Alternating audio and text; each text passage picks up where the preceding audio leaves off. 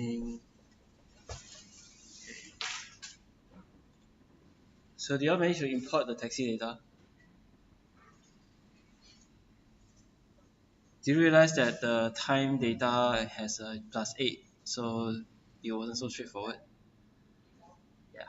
So what do you do to it? How do you import with the +8? Is that direct to the table?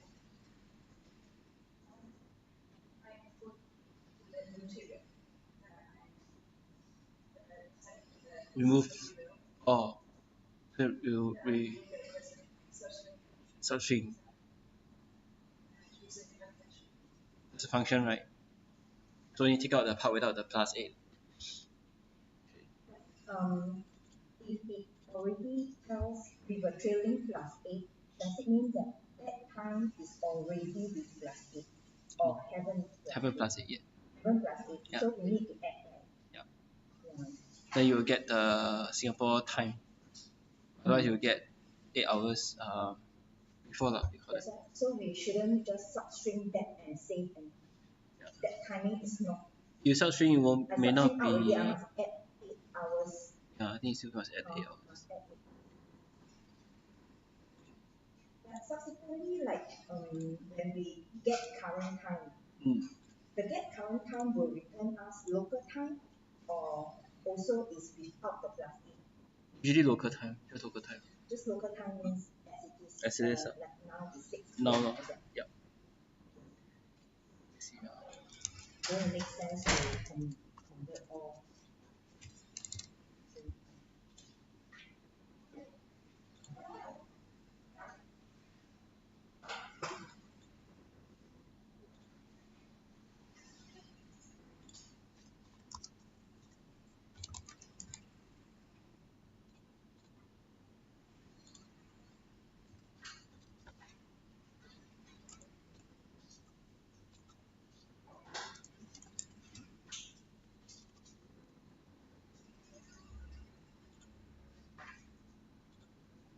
How long did it take for you all to import the data?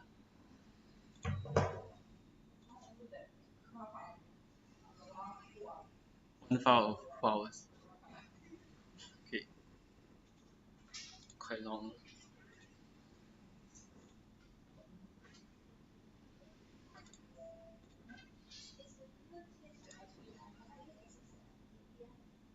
Okay.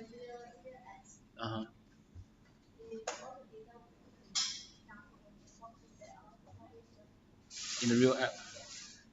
If you were to do a real version of this one, you mean a real version of this thing, right? Yes, you need the data.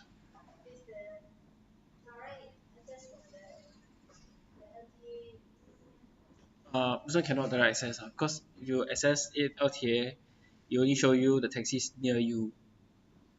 So you can show the user taxis near them.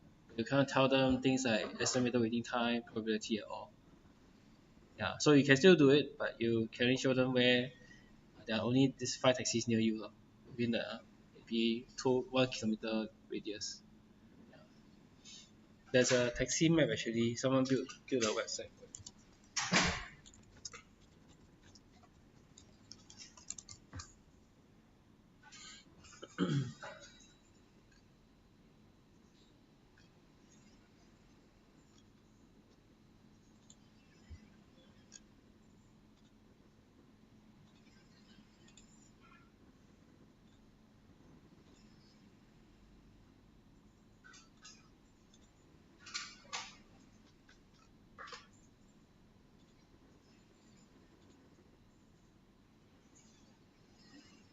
Okay. So yeah, this is a version of the using the LTA live data now. So what the student from US Com Science did was to augment the map and tell that put a layer heat map. So you see the spots where it's a bit light blue to purple, green, yellow to red. So we call this a heat map. So the hotter the color is, the more red means the more taxis there are. Like obviously there are not taxis at the Changi Airport and the CBD area. Yeah. So the rest of the estates not so much. Let's see. So if you zoom in, so if you happen to stay in Woodlands, good luck. Not many taxis there. But if you happen to be near the causeway, yep, a lot of taxis. For some reason, it's very hot. Where is this? This is at current time. Current, this is real time. So the student take the LTA real time data now and then show it on the map the taxi location. So all the blue spots are the taxi locations. Like for some reason, Ang Mo Kio SBS Transit, all taxis are in the mall, I think. Okay, so the heat map. So if you take the live data now and put it on the map, right, this is what you'll get. So each blue dot is one taxi, and you can see more blue dots together, then the color becomes from blue to red color, like it's over here. So you can see generally the taxis are all quite scattered over Singapore. Right? Changi is very hot. And that CBD area near Marina Bay Sands, definitely a lot of taxis. What is this? Clark Street or near Fort Canning. Oh, okay, a lot of taxis. Yeah, so you can see where they are.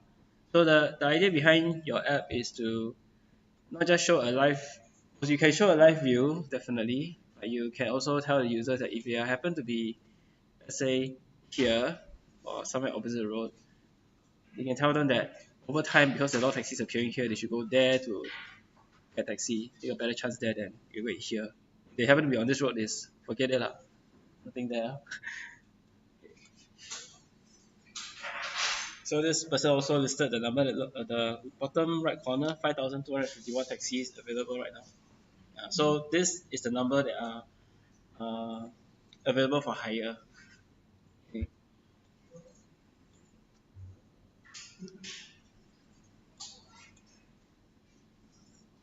So we are where are we? Over, right?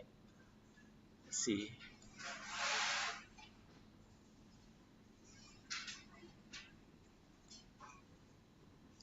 Commonwealth. So in SP, let's see where's SP. Where are we?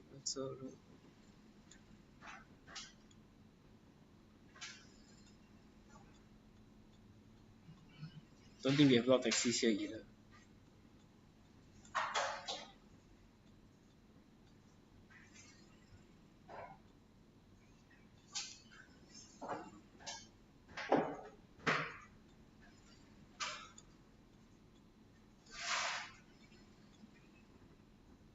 So if you want to go get a taxi now, to the back gate, which is somewhere here, right? Yeah, so there will be some taxis at the junction coming your way. A few pass by already. Yeah. Okay, so later refresh the map, you change. So because this will change in real time, so that's how it works. Okay, so if you try to import the data, I think some of you experience that one file takes 4 hours to go in. I just run the import only, and let me see. Oh, why can't I see the thing here?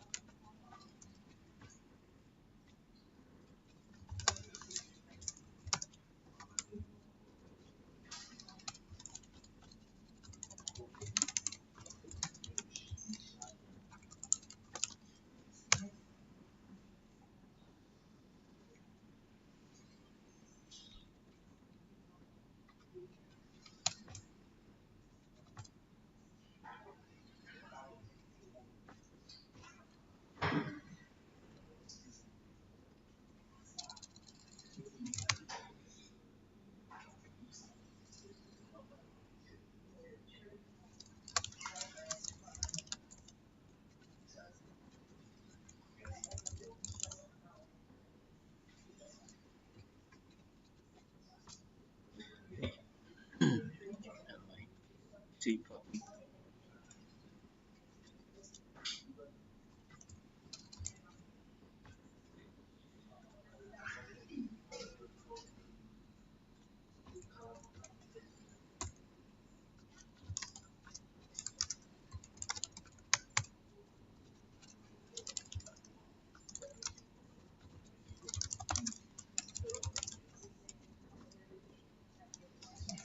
Last week's video managed to recover or not? The whole thing is gone. Yeah, gotta redo again. Unfortunately. Okay.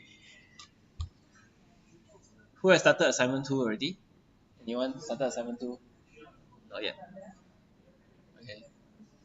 Not yet. It's okay. Okay, so today I'll start assignment 2 on the screen. So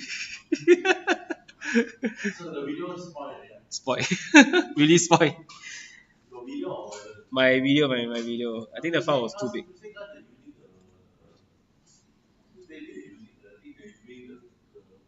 This one, right? But this one, was the quality okay? Was the recording from this one?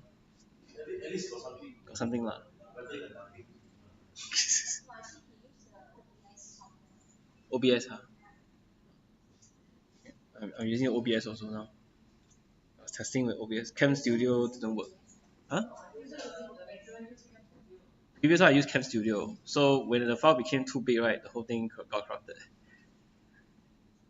So now I switched to OBS.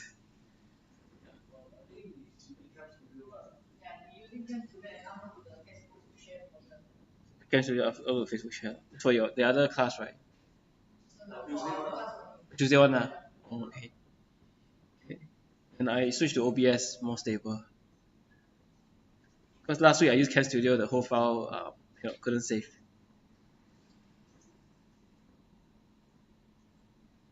Okay, so. Huh? Cannot, computer die later. Backup. Put one phone here, record. Okay, so. Thanks. I think it's okay. So today we will do the assignment 2. Start a new project, taxi app project. So of course, what you need to do is start Eclipse first.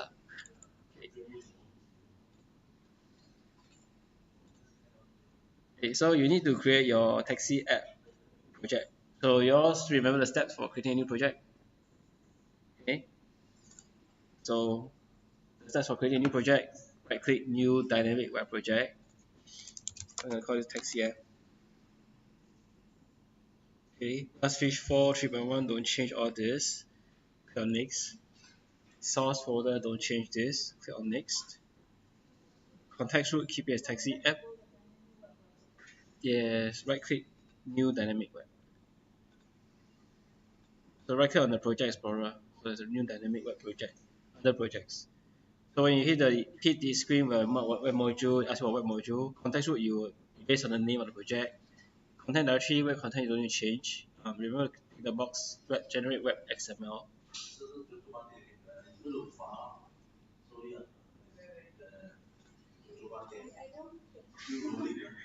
Oh, still loading. Still loading Eclipse. Okay, still loading Eclipse.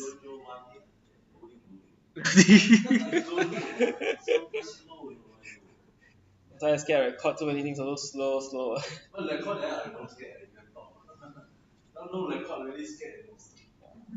That's why this is recording now.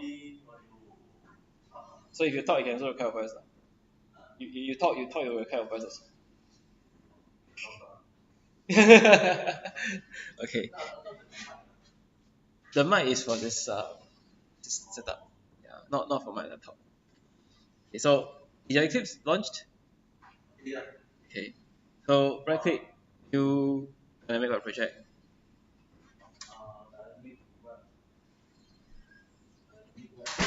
Yeah. Okay.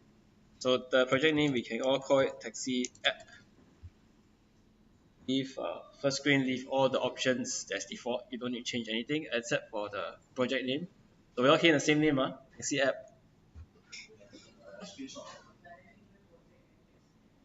Yes. So this is like standard things you will do SOP whenever you create new web service project. After a while, it just happens. But if you don't do this quite often, then you will forget the steps. I run Glassfish 4. The target runtime, do you have Glassfish 4 in the drop down list? No. Who doesn't have Glassfish 4 here? If you don't have Glassfish 4, check which version of Eclipse are you using. You're using the correct Eclipse version, right? Okay. So that means the dynamic web module version, do you have an option there? This option.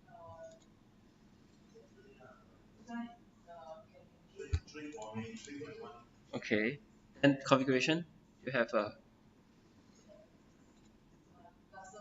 custom only. If you click on new runtime, so if you have a missing Glassfish 4 here, that means it's a none, right? This is the case, right?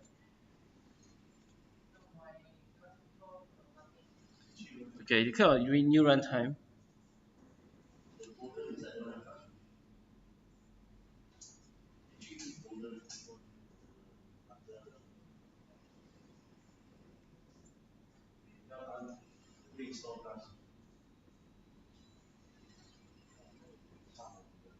Anyone has a problem with Glassfish?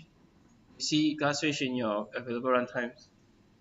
If it is missing and you need to click new runtime, you can't find it here, you need to do the steps for installing Glassfish again.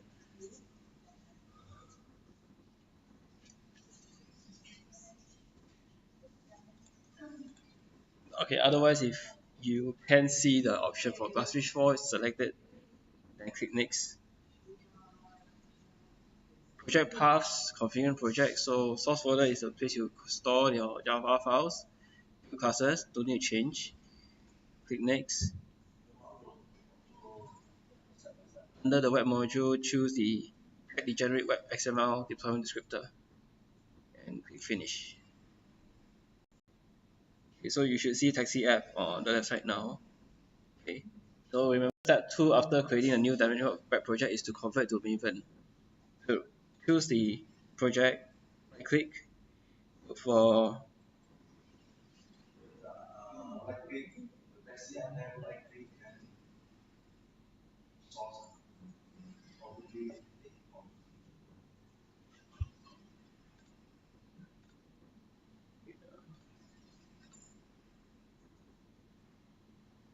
right click, look for Maven.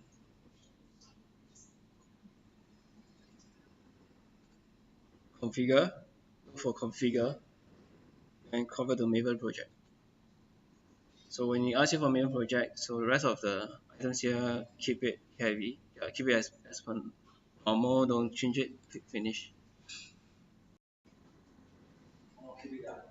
Keep the default. Okay, so once you've done that part, it will launch this POM XML. So here when you add the dependencies that you need.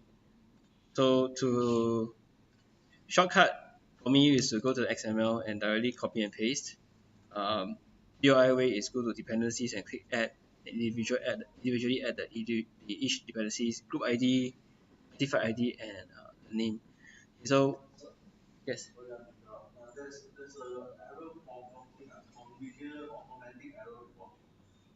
Your Eclipse crashed.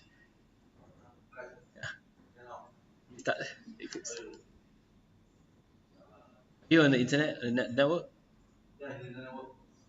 Okay.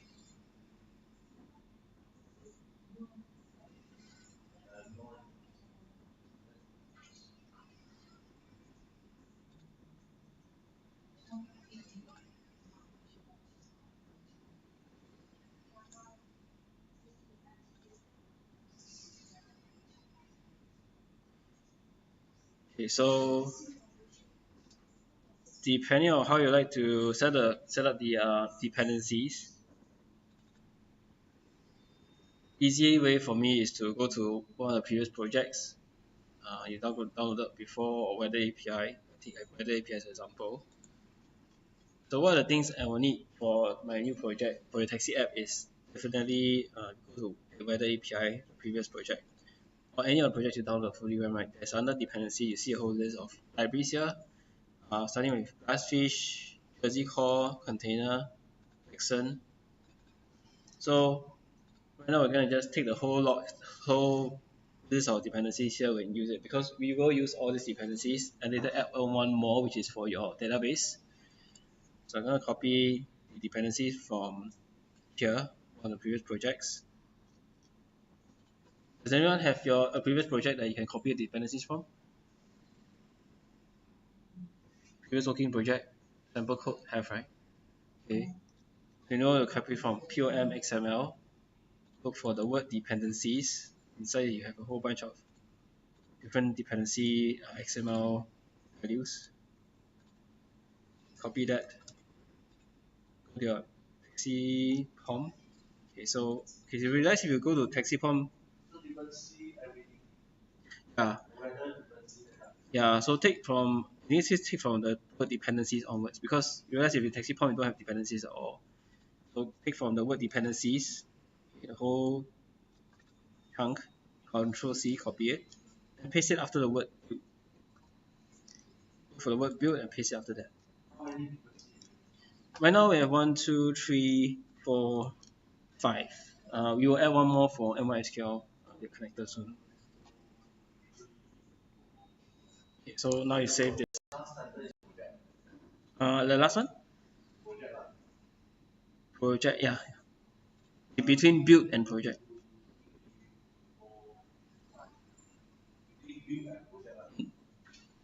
Yeah.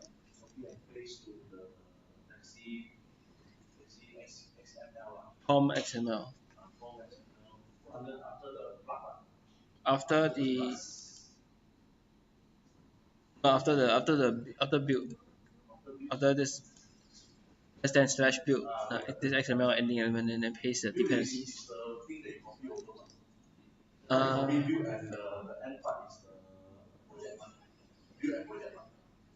Build and project is existing, so you copy from the other project, insert between the build and project. Okay, so those are the basic libraries. Now you need to add one more library, which is your MySQL. Okay, so you can either add it now or later when we reach the database portion. Okay, so let's say we do it later. Keep this first. So you have your project set up ready with the libraries. Now it's add code. So if you refer back to the database, we just cancel this one. So in the database, we have 3 tables. So here's a bit of reference. In assignment 2, you're required to have minimum provide the endpoints that will get data from movement data or other tables you might created, designed later on for calculating probability estimated time, as well as allow user to store their pickup locations. Do you see the database create from last week? Don't have, right? Not yet. Okay, so if you need the script for creating the entire database, we go to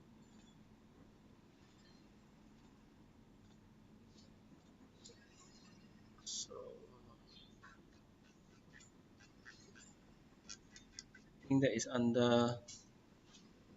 So I think I have uploaded a script for creating. Have I uploaded the script? No, not here.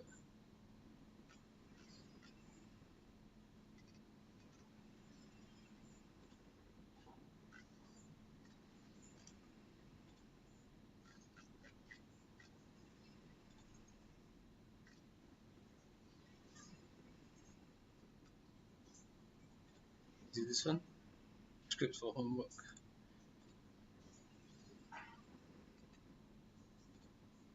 Yep. Okay, so there is an entire script for creating the 3 data tables as well as the database you require. Taxi app, the SQL file is the script you found under topic 9, Introduction to DB Programming. under the title SQL scripts for homework. So we click on the file, you should download this SQL file. Okay, you can open in Workbench to create the tables you need for assignment 2. Okay, if you have more tables you can add, just add your own tables to that. Under the document one. Topic 9, learning resources topic 9. Polymorph, go to Polymorph. The SQL. It's SQL scripts for homework. Okay. So download and then open in SQL. Yeah, there's an open icon here, second icon from the left. Okay. You open open script. So look at the icon on the top left, open the SQL script, new query tab. So navigate to where you download the file. Okay. So you click open, you will see the file in the tab. Here, right, you just need to click on the lightning sign. So it will run everything. Then, sorry? Unconnected.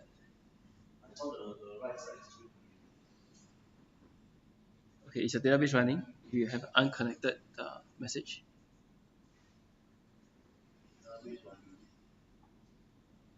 So to see whether the database is running, go to, when you inside MySQL, go to the administration tab and click on server status. So if you're on the right hand side, if you see the word with the green arrow, that means it's running. If it's a red dot, that means the server is stopped. Under the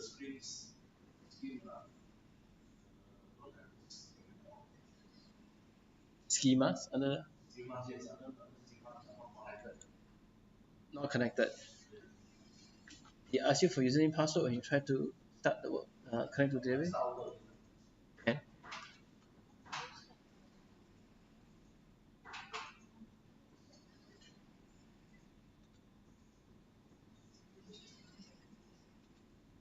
Okay. So for those who have managed to have the data table ready in your DB, what we need to do first, so we will conquer one by one. So let's recall what we need. So in assignment 1, 2, you have the first endpoint, you have some endpoints that will get probability of the taxi appearing. Then estimated waiting time, next 5 locations. You also have your user part. User can add. So let's start with a simple one. User add pickup location. So this is the user part. The user part has basically essentially 2 resources because you know there are 2 tables, one for user table and one for user pickup locations. Okay. Oh, yes, SQL. We can start.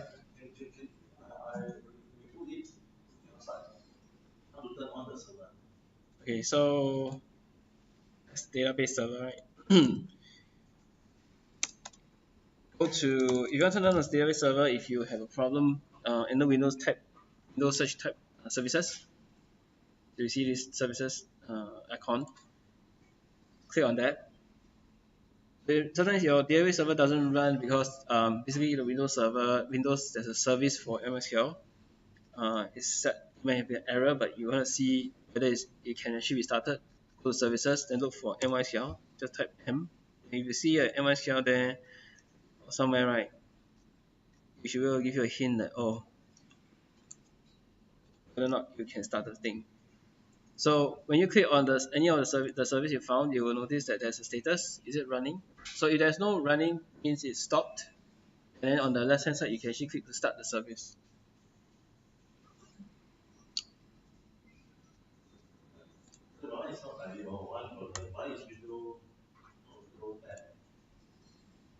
Your one is Windows 8. Oh, okay. Windows 8, if you type Windows key S, right, you can search for services. You should be able to see the result. Yeah. If you can't find that, another way is you can go to the control panel, right? Yeah, so go to control panel. The other way is control panel, and go to administrative tools. The first icon, administrative tools. Okay, so inside administrative tools, you have for the app called services.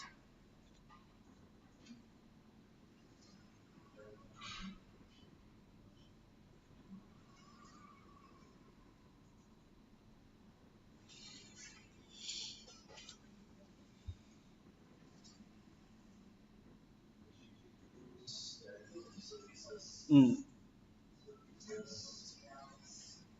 So you double click or launch your services, and you will see a similar screen to you see it here. So here is listing all the services. Your MySQL should appear as if you install it by standalone, you should see a MySQL service somewhere. I have two, so there's a bit different. You should see under MySQL, you should see a service. It's running, eh? So automatic, but the state, so the status is running. Okay, so the server is running. There, it shouldn't be disconnected. So go back to MySQL Workbench. Okay, so you try to connect to local instance again. Try to connect again.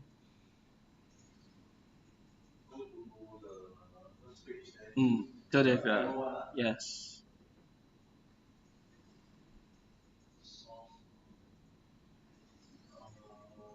It should be on the boxes here, MySQL connections. Do you have one?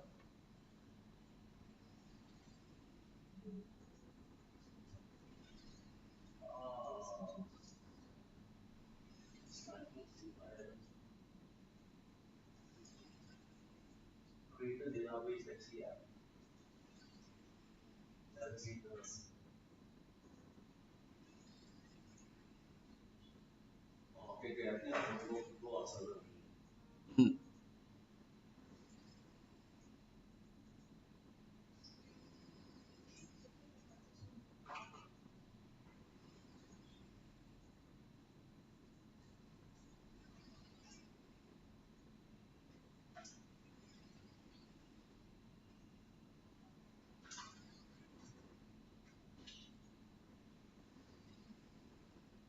Can?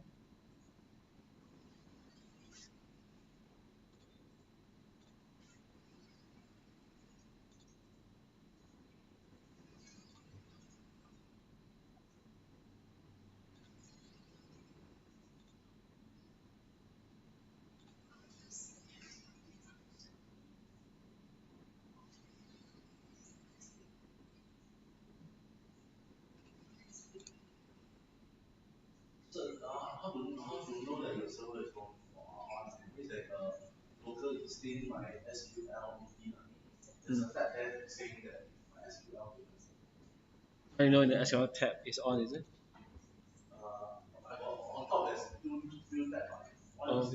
Okay. Uh-huh.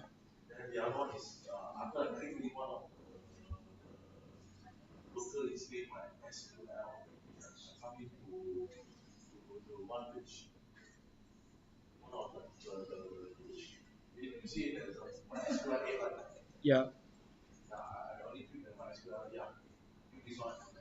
So the MySQL, right? Yeah. Oh, can you open the next screen? The queries. You get an error message saying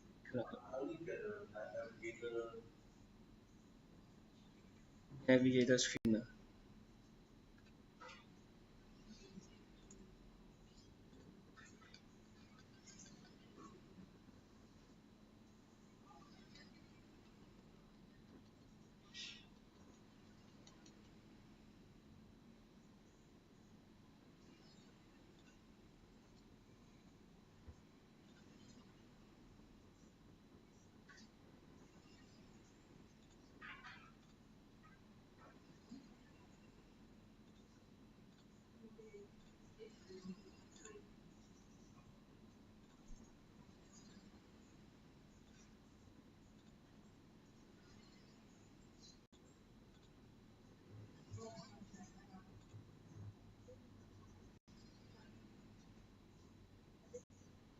Okay.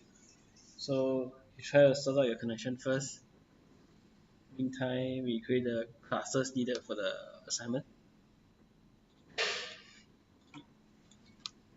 So right now what I'm going to do is a bit of revision on assignment 1. So if you can recall from assignment 1, we look at the resource, how you identify first resources, right? So I have 3 main resources I identified. One is a user resource, there's a pickup location resource, and finally the taxi. So the other resource will be called a taxi resource. So the taxi resource will be where you have probability, estimated waiting time, and all the such. I'll put under there. So in the user resource, I start writing down quickly in Notepad what are the methods we will have. So there'll be a user, we have a get users, right? So we have users. That's one method. When user register, you have a post users. Okay. So I'm just quickly running through, the one user by ID, the post users login. Okay, so I'm going to use the users login as a way to log in. Okay. So this login is a part where your UI, you have a username password, you send username password, login, and here by right you want to return some kind of key. So you want me to do the open off one or the simple basic authentication? Simple or the more complex one?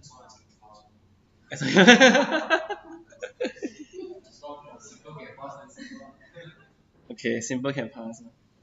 Both okay. Okay, so let's just do the login. Okay, just do login first. Okay, so here you have the users resources. So now the next resource I have is this thing called user pickup locations. So how will I structure this resource? If I want to get a user pickup location, one user's pickup location would be this. Okay. If a user want to add a pickup location for themselves, then it be post this one. If you want to get one pickup location,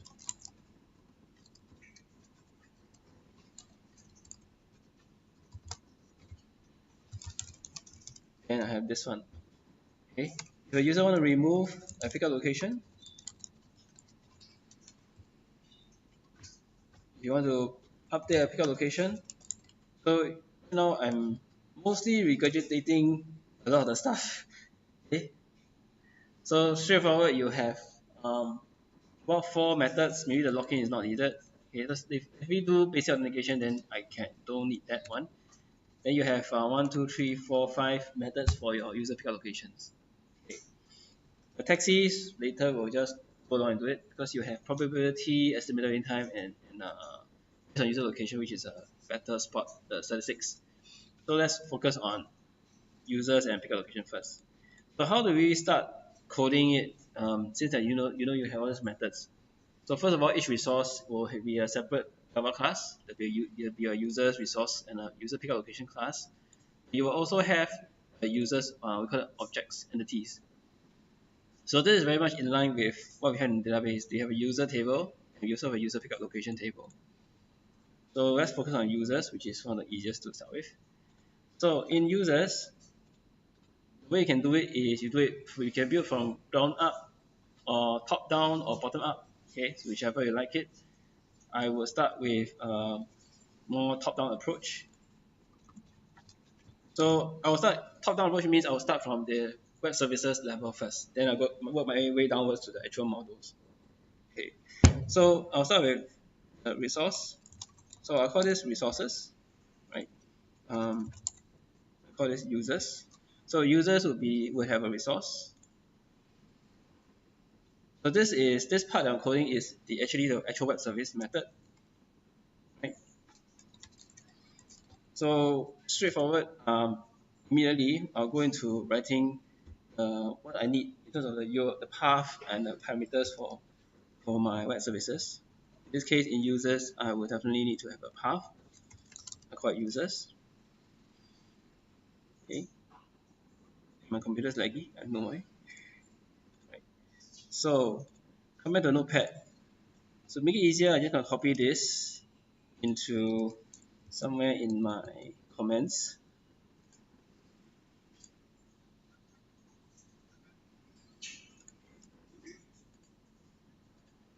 Put this down. Okay. So I have an idea that I need to write some of these methods.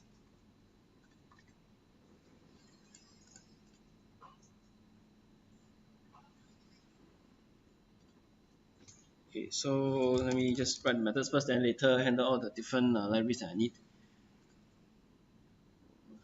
Okay. So how do you write the methods for get users, post users, and get users by ID? Okay. So now it's revision time.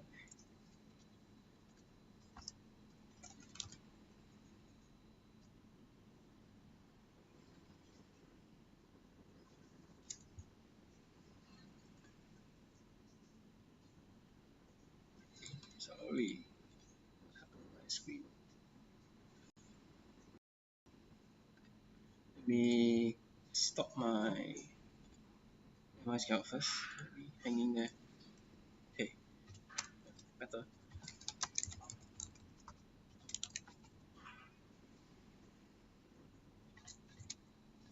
Okay, so I have to get all.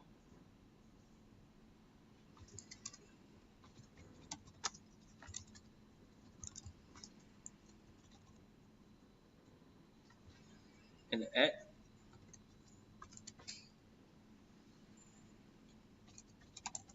And then I have a get.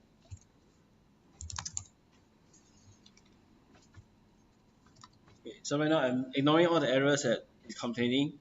I just write all the methods first. So I will get all add and a get with ID. So what I will do here is start to fill in the annotations. So you know the annotations, right? On top, whether this method is a get, post, or delete. In this case, you only have two of it. So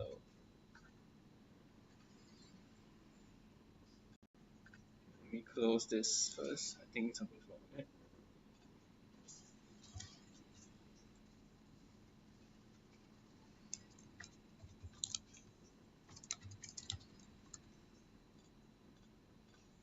Okay. If you want, you can start importing all the things. If I'm very lazy, I will just do import java ws.rx.star. Okay, mostly that will get me everything except for this one, core. Okay.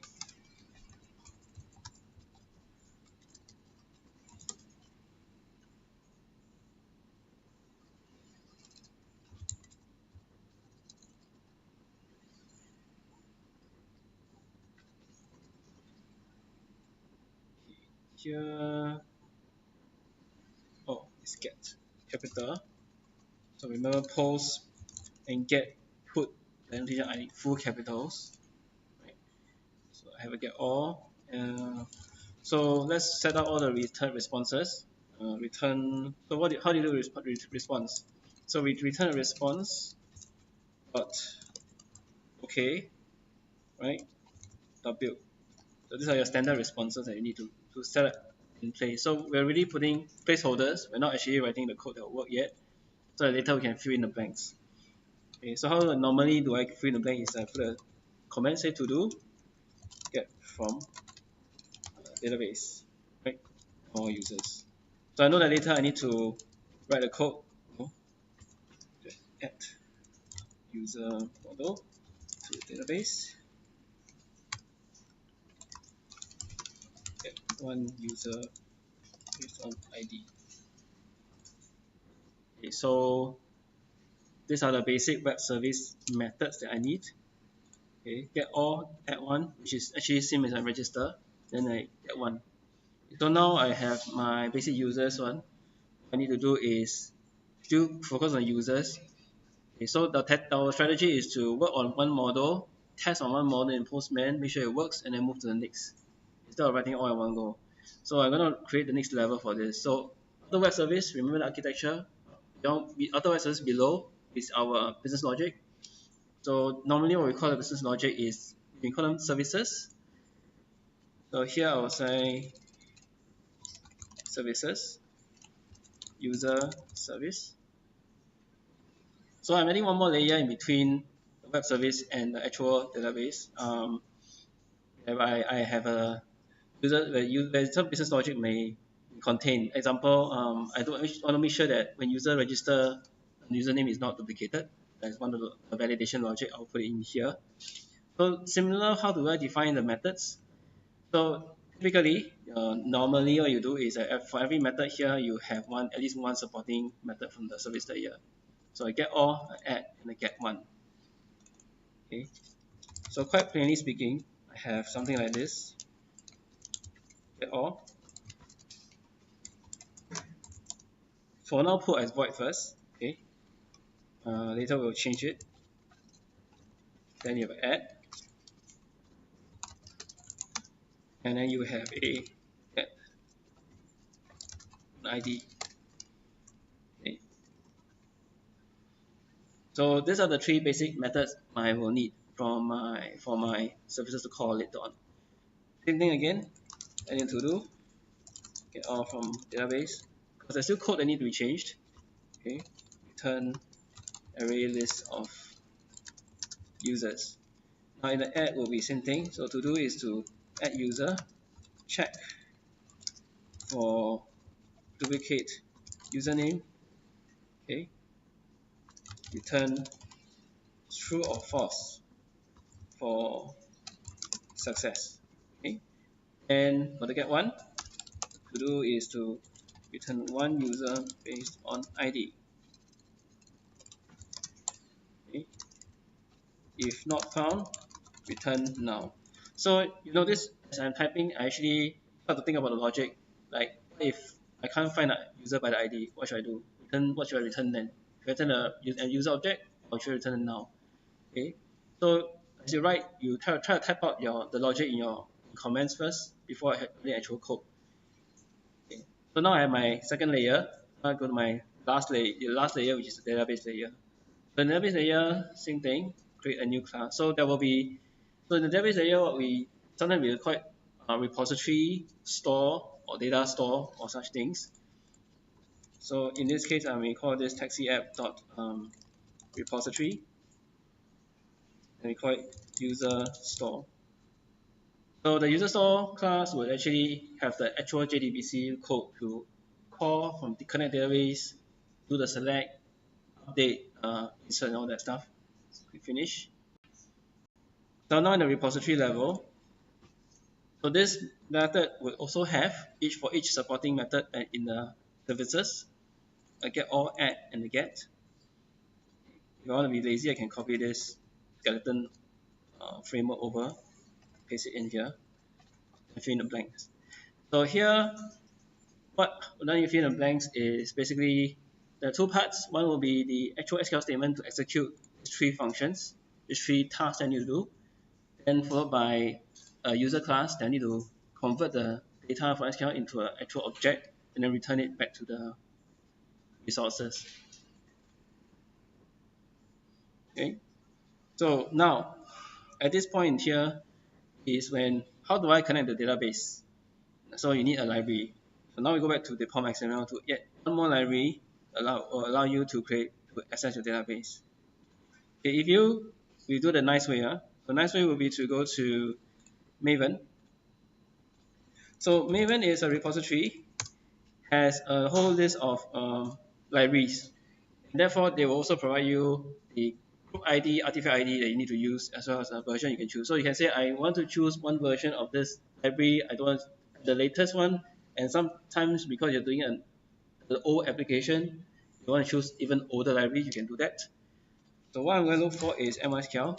So there are two ways to add MySQL library in your project. One is through Maven here. The other way is you go to your local MySQL installation and just look for your jar file. Okay. So here what we're looking for is MySQL connector J, okay, JDBC connector. So click on this, find out what the version you want to take. Okay. So in general, the versions here So they are strongly linked to the version of the database that you have installed. So if you install a version 8, then you're probably looking at using an 8x. If you install a version 5.1, then it would be best to look at a 5.1 version here. Okay, so check your database version first. How do you check that? Go to MySQL Workbench. Of course, you need to ensure that your database is running, or at least get it to run.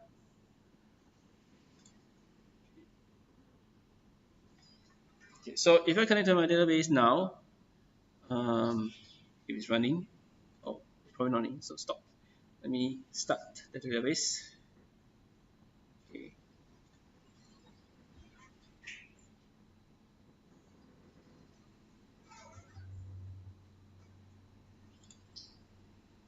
Okay, so let's up. Okay, so check your version. So for mine, I have 5.7.19, so I will be using the 5 version, but version 5 or 6 for this. Most likely version 5. For you guys, if you have installed the version 8, then we'll use the version 8 library instead. Okay, so how do you decide, right? This part. So I'm gonna click add, and they will ask you for a few information: group ID, artifact ID, and version. So version will be the version you want to use. So okay, group ID and artifact ID for all of us will be the same.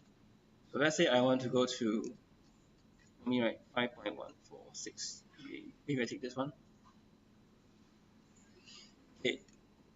So as you scroll down, you will notice that they have a Maven tab. The Maven tab will give you the, is in XML, so they'll give you the, you can extract from there the group ID. Okay, the artifact ID, all of us will have the same. The difference will be the version here, based on what you have installed. So I'm going to copy MySQL group ID and then artifact ID. Okay.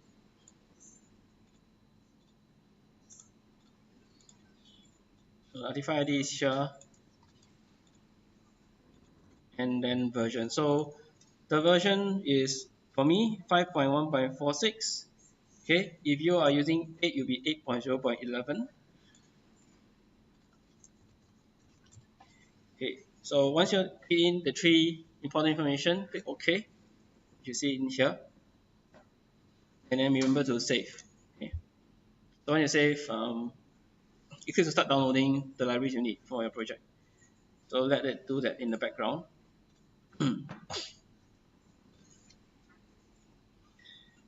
So here we're back at user store. So what we need to do at user store is basically a few things. You write the code to connect to the library, connect to the database, and then later use that to query or do queries for either retrieving or adding the user. So I'm definitely very lazy, so I always go back to old code. Okay, so here's some sample code that I'm using.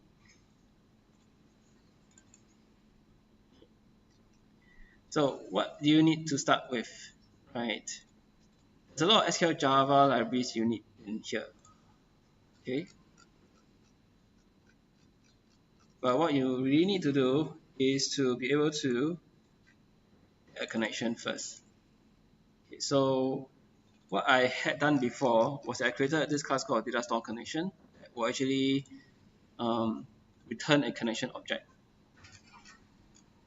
Now if I don't want to do that, that's still fine. Okay, so in my user store here, let's go to get all. So in the get all, I will need to have a connection object. Set it as null first, right? Oh, connections wrongly. So the connection object, if you type it in, you will ask you where do you want it from. Okay, so choose the one from com.mysql.jdbc. Okay, I think that's the one I use. Oh no, sorry, Java SQL. I think you should use Java SQL for this. Okay.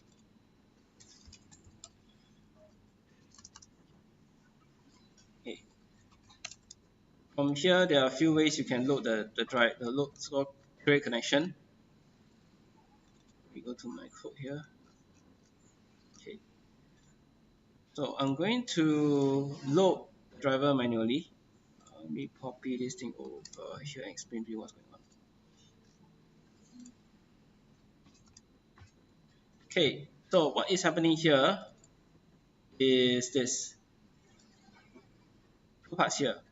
So what you're doing is that you're pulling out the driver called com.mysql.jdbc.driver, which actually is from where you added the MySQL connector just now. The driver will be coming out from the jar file. Okay, so here what it's doing is that it will instance a class, and then there's this generic class called a driver manager. Okay, so you can access it anywhere. Typically when we import java.sql, driver manager is a static class. There's a static method called get connection. So get connection basically needs one parameter, which is a connection string. I'm going to go back to my example in connection strings. Where do I get my connection string from? So in general, how a connection string looks like is somewhat like this. Okay. Let me go to paste this thing. Okay, this in general is my connection string. So it looks a bit like a website address. Starts with jdbc:/mysql:// followed by some important parameters. The localhost will mean the location or the hostname of your database. Where is it located? So if it's on the same computer as your service, then normally you will just say localhost. If it is in another server, then you will need to put the IP address of the server, or the hostname of the server. Okay, for the sake of your project, when you're doing your prototyping and testing, everything be under localhost. The database itself, the next parameter of the slash will be the schema. So what's the schema? Here will be this XCApp will be our main schema here. Okay.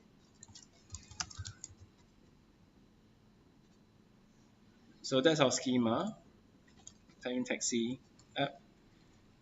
And of course you need to key in your username and password to access the database. Okay. Now because of security, MySQL will force you to connect with SSL. That means you must have a SSL certificate installed to access your database. Now for development purpose, because you don't have SSL installed, then you have to set the flag use SSL to equal to false. Okay. So this is need to do it, otherwise you will have some errors in connection. Okay. So this is just a get connection class. So here will be updated, right? So I check if it's not equal to null. Okay. In case something happened here and I can't get a connection, right? So you know it's not going on, then I can do something. So when I say do something is, for example, here get all, right? So let's write our SQL statement first. So how do we get all from users? So let's start from users. So this is the most simple command. How do I actually key it in? Okay, so let's start with a statement. So connection object allows you to create this thing called a statement. I can find out what it has by typing con dot, and then IntelliSense will help you show you a list of methods it has. So you just type create. After that, you will zoom down to any method that starts with the word create. What we want to look at is this one, create statement. And itself, it should have, so it has no parameters here. Just create a variable called statement of a type called type statement. It complains, yes. Import it, right?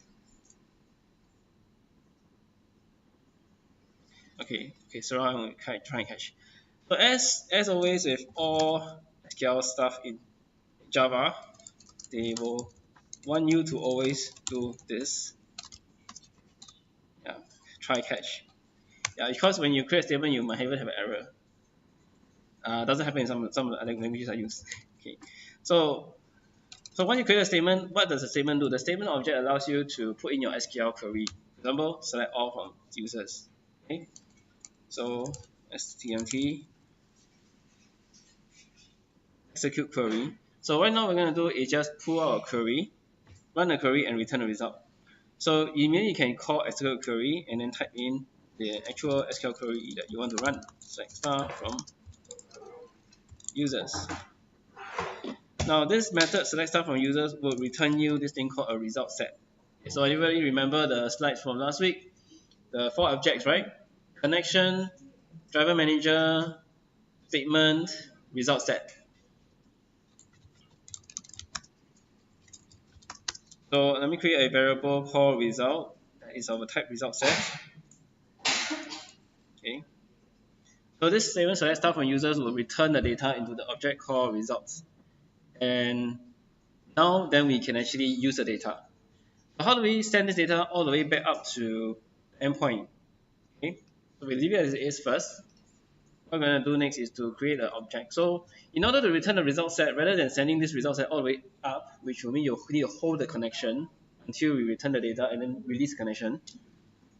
So because at the end here, what we will do is I will do con.close. Right?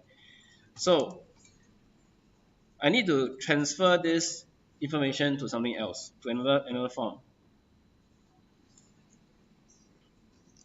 So let's go back to here. So what I will need to do is to create a bunch of entities that will need to represent the data from database. So there are a lot of names for this. Some people call it entities, some people call it models. In this case, I will call it models. So when I return data, I'll return that data as a model back to the surface, the web service. So I will create a user model. So the user model would contain things you will see in your database structure for your users. Things like user ID, username, password, first name, last name will exist inside the user model. The idea is that when I select data from this table, I can transfer it into this object and return it as a list. So now you can just copy, basically more or less copy what I have here. Okay.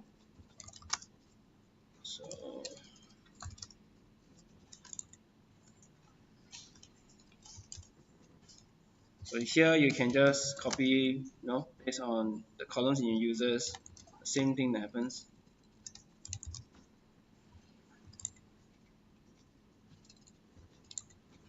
Okay, don't worry about the case because you remember in one of the earlier lessons I showed you how to use the Jackson to change the name of the attribute to something that nicer on the front end. So I'm going to use camel case first, okay, and later on convert it.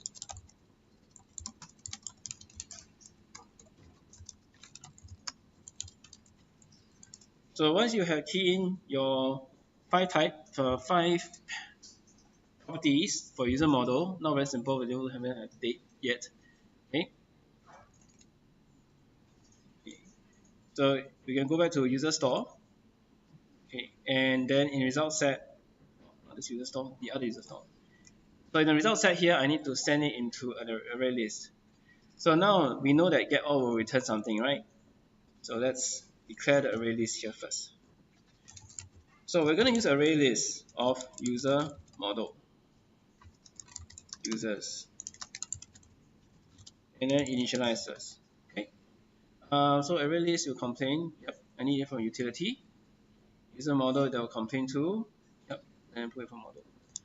Now in my public void here, I will return, of course, replace the void with the type of data I'll return. So now you notice that getAll has an underline there because I have declared a type that will return, but I don't have nothing to return yet. So let me fill in the blanks below. So we go back to line 33, which is where you return the result set. So result set, how the result set works? It has data. How do you know there's data? You type result set.next. So you check if result set.next, as the cursor moves from pointing nowhere to the first record, is true, it means you have data. Okay, then you can continue running the thing. Now, so when doing so I'll just show you what happens if you just do a if results set.next, right? So when this happens, what I can do here is I may create a new user model. Okay, do a new instance. So you all remember this from basic Java, right? ID equals to, so I want to pull out ID.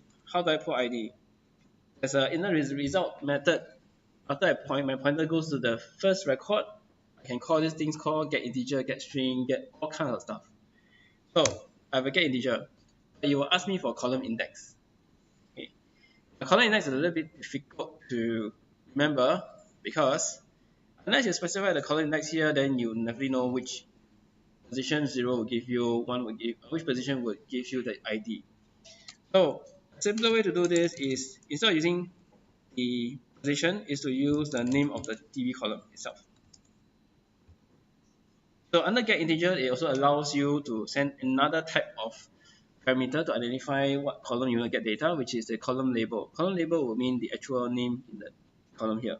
So if you were to key in a label that doesn't exist, of course, MySQL will throw an exception saying that identifiers can't be found, or no matching label, column label.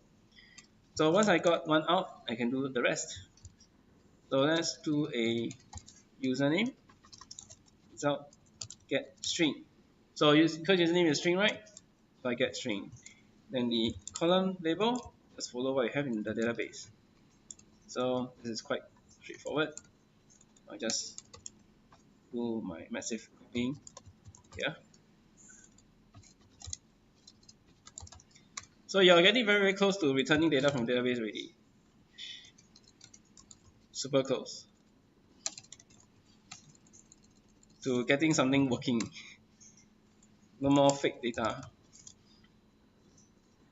Now, so I have this time. Now I have a user variable for the first record. Good.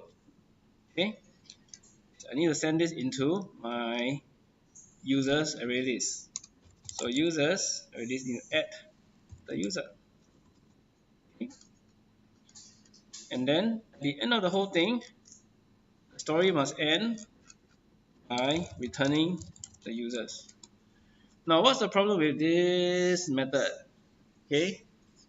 So if I have more than one user in my user table, I will not be able to retrieve the rest of them because I'm only doing an if result.next. So how do you retrieve multiple users in the multiple rows from a table? Do you all remember your loops? Which loop do you have? For I equal less than length plus plus. Okay. Okay. So don't remember your loops. Loop the for loop for I equals 1 0 and then to something, right, is so that kind of loop requires an index number. You need to for that kind of loop to use that kind of loop, you need to know for sure 0 is the starting point. You need to know where is the ending, so the dot line. Okay, the problem with result here. The problem with result is that, let me see. So if I type result, do I know the ending? Does result give me an end? Like I know that I have 5 records, right? Okay. Not likely. Okay. So most of the time, result sets from Java JDBC when returned, they will never tell you how much data there is. So you won't know how much record count or count or length. Nope. Okay. So how do we deal with multiple data? Instead of an if that will give you only one, don't remember your while loop. Okay. While condition, do this, right? Okay. And because result set the next function, the time when you does not return any data is when results next returns you false. So while there's a next data to fetch from the database, I just continue doing this part. So this is where your while loop is useful because you don't know when it will end. The for loop is good if you know when it will end. You can control when it starts, when it ends. A while loop is no matter what you do, no matter what, you run through every element. Okay? So it's iterative. So as long as the next record yes. Okay. So when .next returns false, that means no more records. Okay, then you exit the loop. Okay. So this is how you get your list of users into your users list. So far you understand the loops, how you can use it? Okay. Right? To start. Start, right? Cannot do anything. Okay. Okay. Anyone here is a programmer? Anyone with coding background, right? Okay. So tell me, can you tell the class when doing this get all, what are the things that in this get all users method that will definitely repeat every time I do when I go and do like add and get one? Okay. Okay, so in programming, you know that the best practice is to reduce code, right? Write as little line as possible, right? Like things that you are repeatedly doing, you shouldn't write repetitive code. Okay, so you should extract that as a function. So in this case, my get all has this long list of code. Let me expand the part. Okay. So I do a lot of things in get all. I get connection here. I load the driver, I get connection. Then I do the actual get users, then I return the users. The next one that I will work on is the add method. In the add method, I will do load driver, get connection, then run the SQL statement to add the user. So what is the thing that I can actually get better without rewriting code again? Put common codes into a method. Yeah, common code. So which common code? The Connection, right? connection. So driver and connection. So this part get driver, get connection, I should actually put in a separate function so that I can reuse it, add and get. Later on, when I start writing the same the database level for the pickup location, right? So this thing will happen again. So this thing, this code driver get connection, by right, ideally should be in a separate class that all the classes can use under the repository space name package. So here I will create a data connection class. So data connection class, I don't want the instances because I only want it to do one thing. Give me a connection and call it. So I will have a public static method get connection. Okay. And where do I need to store inside? I will store this whole chunk inside get connection. So of course here I will need connection con, and at the end of it return the connection.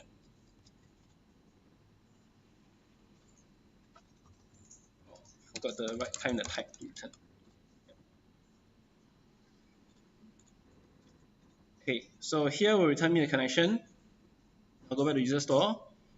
Instead of doing that part, I will call data connection dot get connection. So because it's a static method, I don't need to instance a class connection. Instance a class, I can straight call the method. So this would optimize my flow a bit. Okay, so every time I need to get connection, I don't need to go and copy and paste this whole 15 lines of code, 16 lines of code. I just need to call one function to get it. Now, haven't come to testing yet. So in order to test, the vision is this: to test a user, I minimally must be able to add one user in all the users. Okay, so it's a flow, it's a complete flow end to end. So I can add one user, it works, then I can get all users, you see that works. So let me work on the add method now. So add method, what is it expecting? To simplify matters, we can use back a user model from here. The same model we use for extracting the data out, we can use the same model for putting data in. Now, there will only be one difference. User ID will be ignored because I want it to be controlled by database. So let's just reuse first. So you have one parameter, user model. Now you also return a true or false for success. So I need to know whether was that a successful operation or not. Okay. So let's have a result.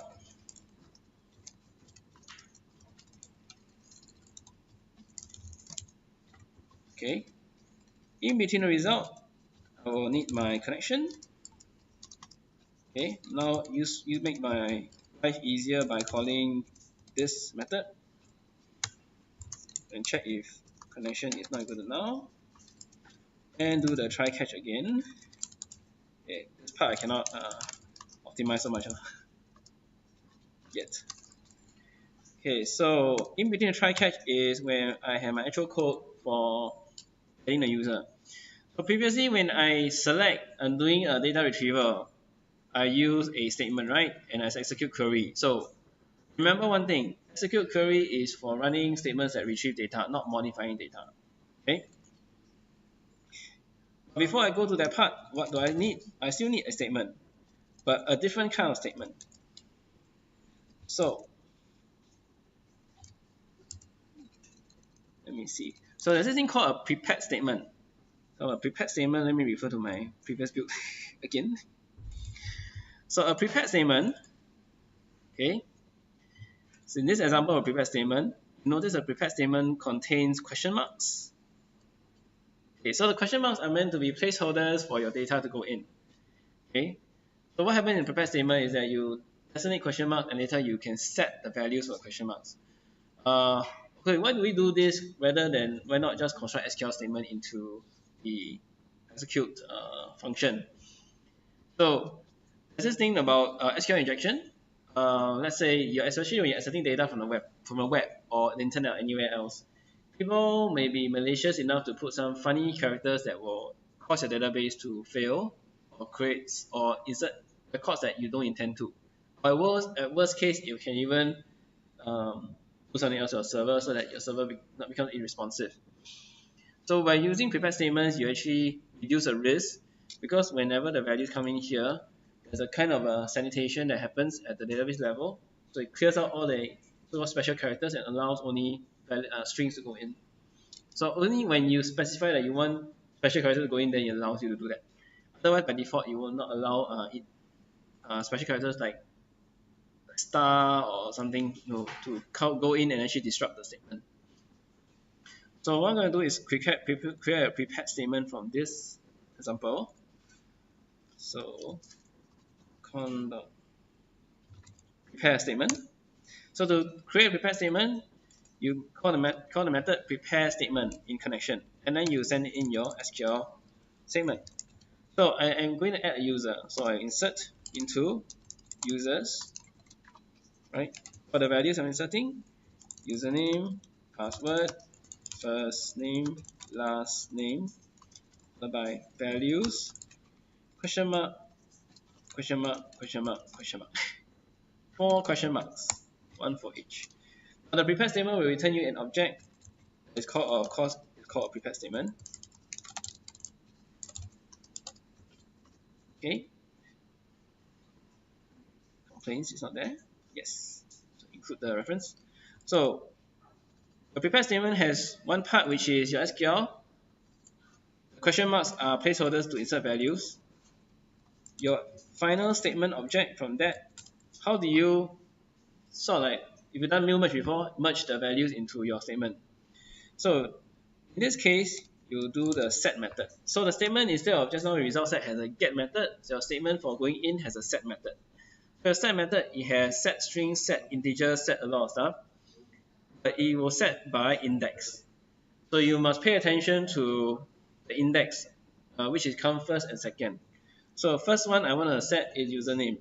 Username is a string, so I do a set string. Parameter index, I think is 1. Yeah. Let me see. Now mouse over set string. Parameter index, the first parameter is 1, second is 2. So parameter index is a 1 base, not a 0 base number. So your first one needs to be 1. So if I want to add in the value for username, so if I'm using a user model here, I will choose username. Okay. So if you get the idea, you can continue to do the set string for the rest of the methods. Now. So this part you can do on your own.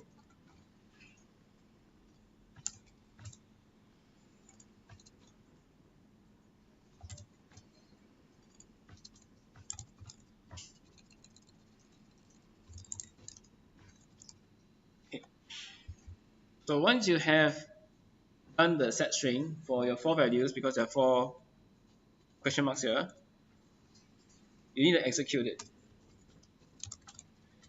So if you type statement dot, you see a whole bunch of execute methods. SQL query is for retrieving data result sets. So unless your query involves returning something, you don't use this. Right now we're doing a data manipulation. So more like less, you will run the execute function. Now notice there's a execute with a string parameter below. Now this is the one where you execute SQL script directly without a prepared statement. So if you happen to have a statement, you just need to run the execute something, but no parameters, you can just use this. If you already prepared a statement, you do a statement.execute method instead. To return you the result, I will send the result into the result variable, true or false. Okay, so now let me set the return to result. Okay, so now I have two methods that can actually send data in and retrieve data out. So done the user store level, the database level, let's move back up. So in the services, user service, same thing happens. Array list, user model. So I do a return. So now I need to import something, right? Because my user store is somewhere else. So let me import com.txt app.user store return. So here, because user store is a class instance, you create instance. So let me do user store new.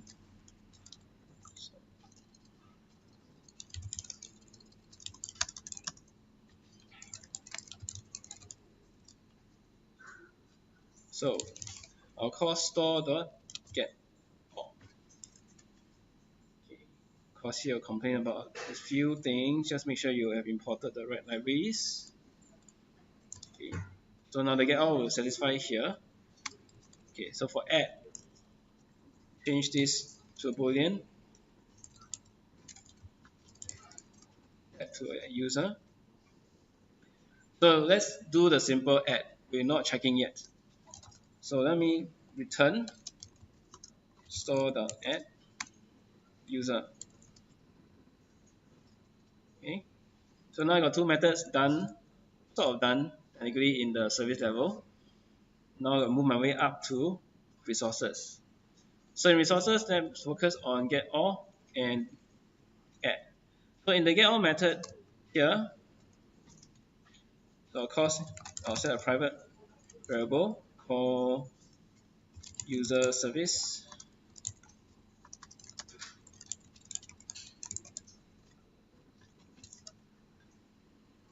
Because that will complain that it needs to import something.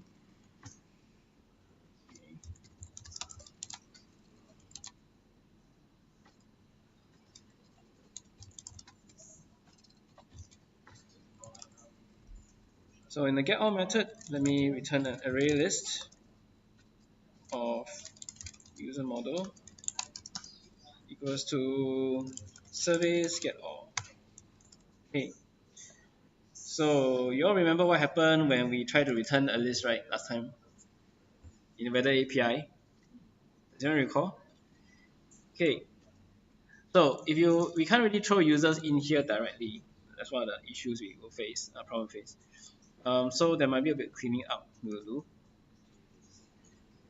First of all, define what you're gonna return. The producers, application JSON. Okay. Let me recall what was happening then. Let's see, station. We use this thing called generic entity, right? So let's do the same thing here.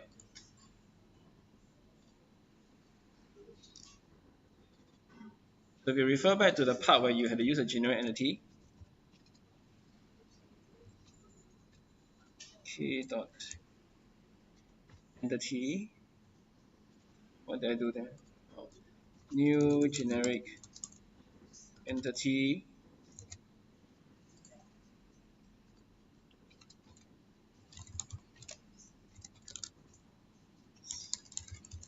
Okay, here will get quite confusing.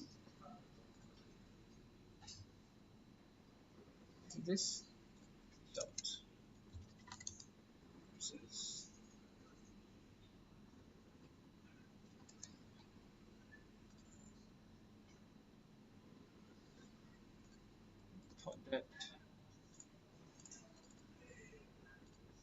generate entry list.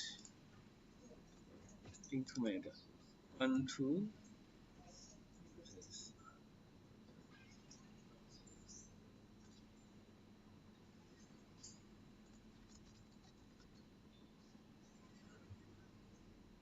Okay. Aga. Okay, something like this. So now, can somebody tell me what's missing so far?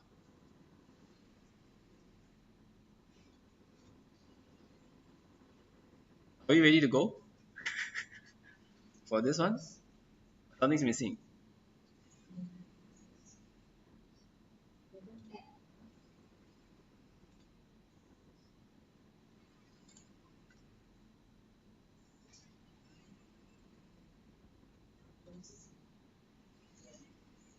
Okay. So what is missing is, so remember what we did in Weather API. We actually created a application that web service application does a few things. First of all, it tells the web service that there are resources at these packages.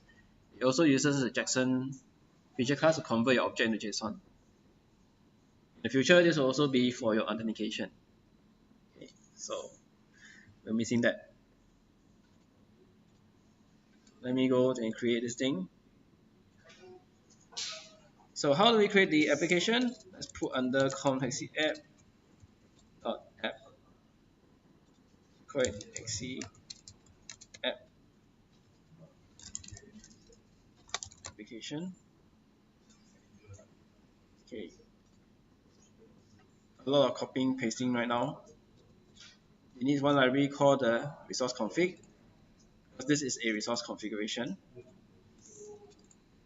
I need to extend the configuration for this guy, and then create a constructor for this.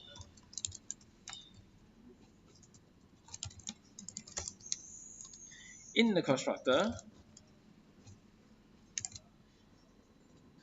so packages. I need to tell it to look for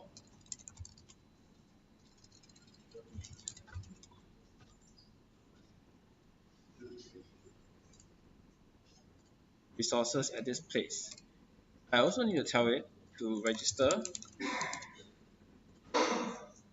our famous Jackson feature. Okay. And of course, that also happens that we don't have a Jackson feature created yet, right? Okay, so no problem. Go back to Comtaxi app, create a Jackson feature.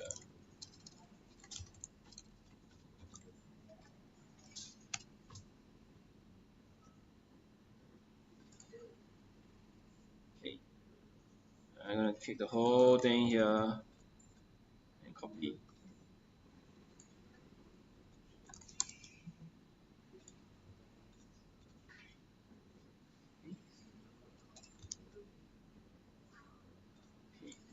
So this will be, this class called Jackson feature. All this as per normal. Okay, no change. So that means in my taxi application, I should call this Jackson feature. Okay. Is there anything that we should need to do? Since we have a resource config they want to use rather than the default. Go to web XML.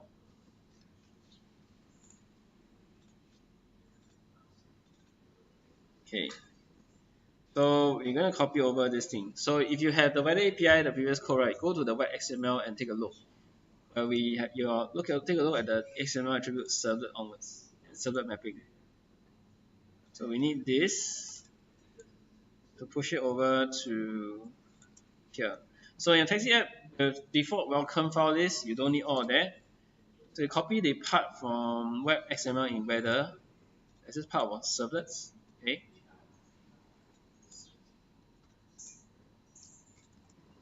So servlet itself will define what is the application name as well as the resource config to use.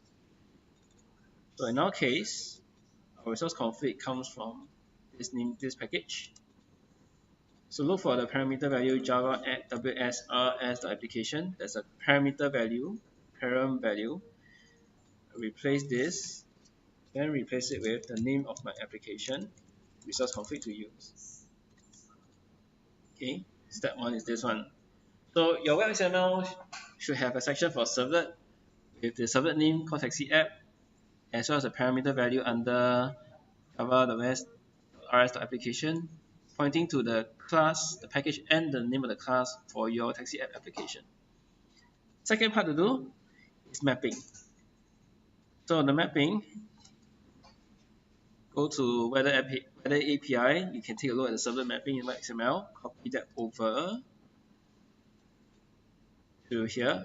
Insert it after servlet. For the servlet name, should follow the name of the application. Pattern here will depend whether you want an API to be an API first before the rest of the methods. Okay, so maybe I'll stick with the API. So what does this mean is that to access all users, I need to go to taxi app /API /users, and I do the function.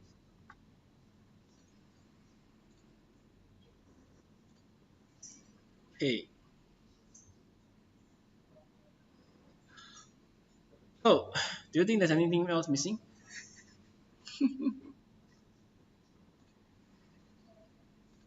That's quite a mouthful. Okay, so I have a get all. Now let's look at the add. So who can tell me in the add method what's the parameter and what is the consume producer supposed to be now?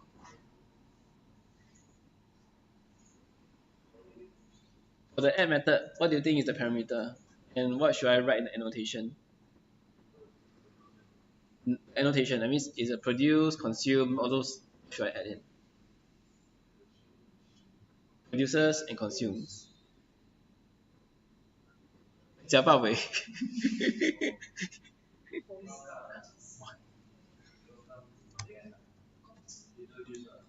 No, so what will we produce? What will we consume also? Because this is an add method. I want to add a user, so should consume a JSON, right?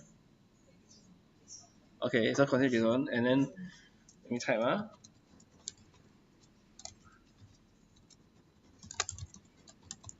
So in the parameter for add, I should have something there, right? What am I adding? So imagine you do a Postman call to add user, what will you send? User data. User register, right? Okay.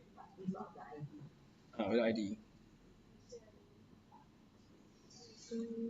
So do you want to use back the user model or write another class just for this? User model, simpler. So I'll use a user model. Okay.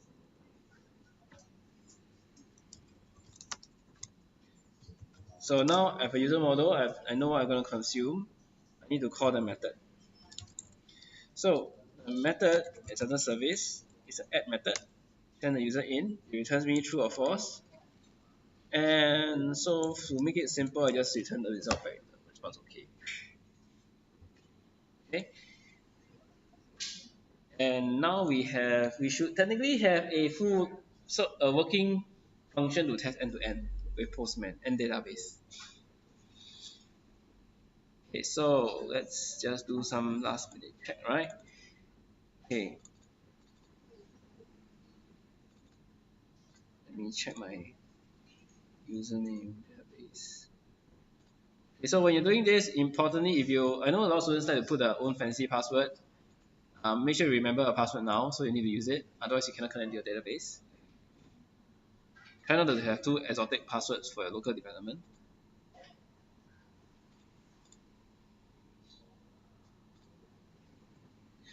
A good practice. So a good industry practice is this: never use your root user for your project. Oh.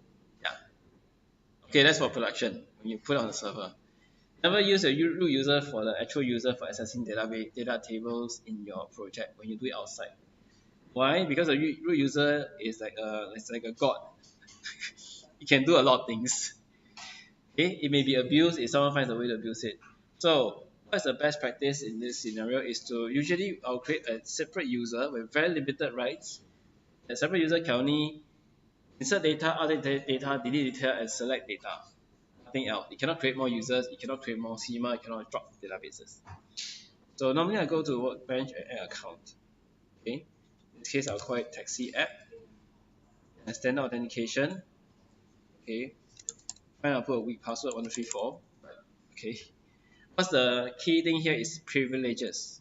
So other schema privileges, I would actually choose things I want to add. Let's see. So schema privileges mean what schema can I access. So I only want taxi app user to access taxi app schema. Nothing else. I don't need to look at the other databases I have because it's not supposed to. So this is the first level of restriction you need to put in.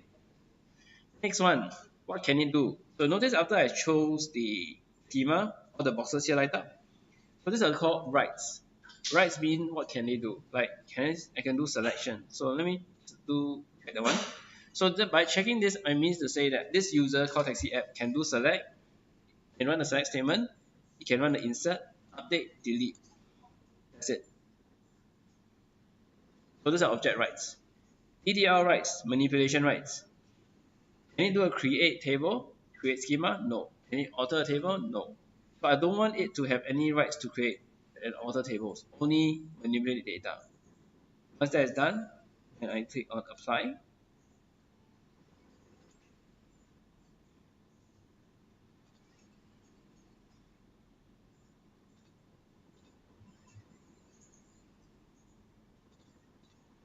Let me see global privileges. Okay, so administrative roles as well. Let's see what I can do. Select. Okay. Those are custom role, right? Select update. So here under administrative role, choose also only the table selection.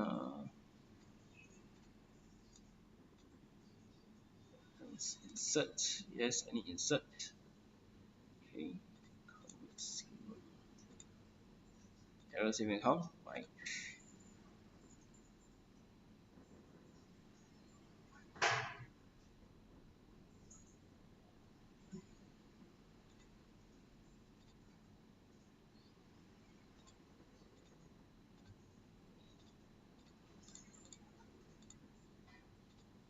Now it's error saving account.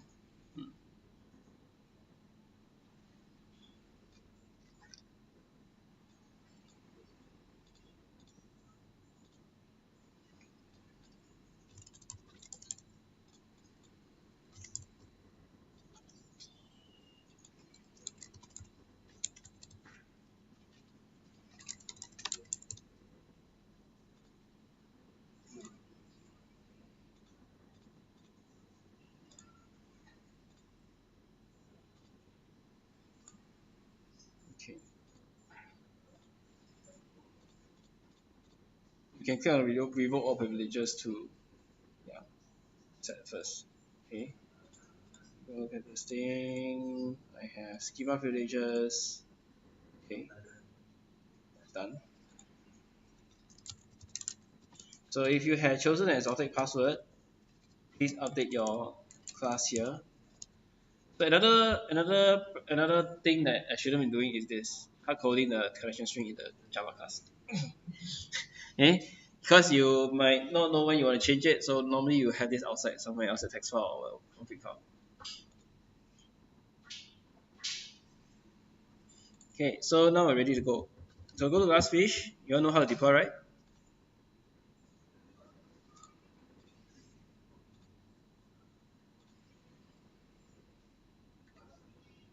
So you know how to deploy your app, huh? Glassfish. Remember?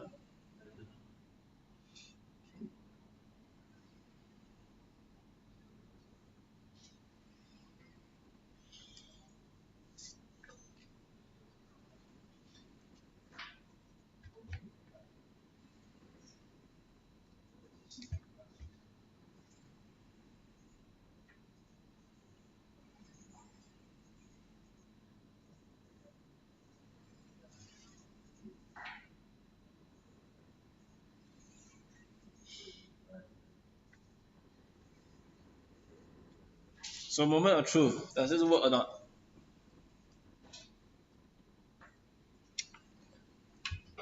So now you can have your break. Break time also, 15 minutes. So you want to test now, you can launch your Postman. So as soon as it started. So now is a good time to have a remedial on how to find your web service after you deploy Glassfish. So let me test myself.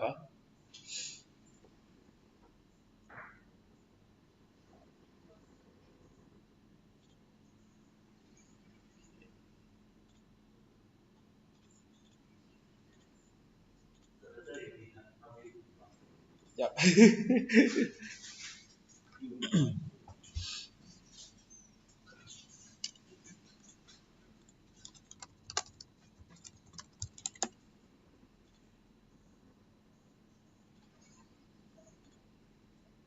Okay, make a new folder.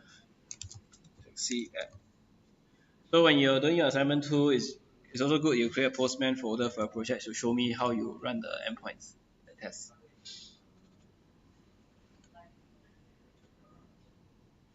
Okay, so let's do a post.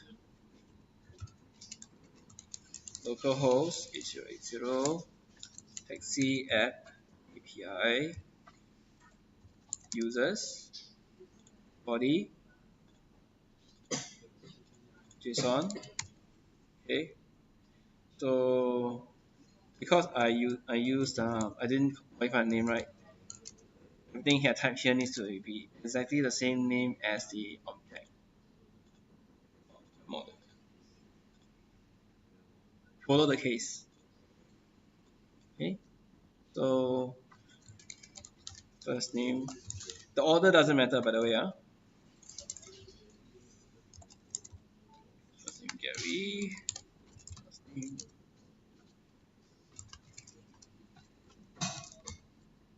Tan.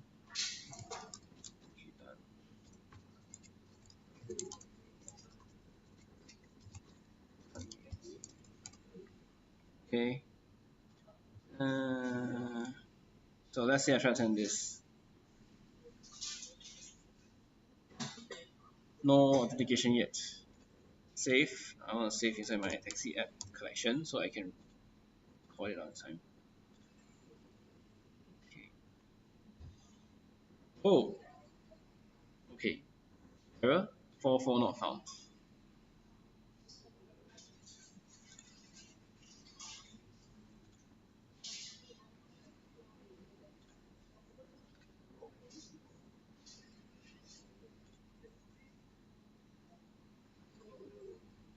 Why 44 not found? Users. Correct. Anybody can figure out why 44 not found?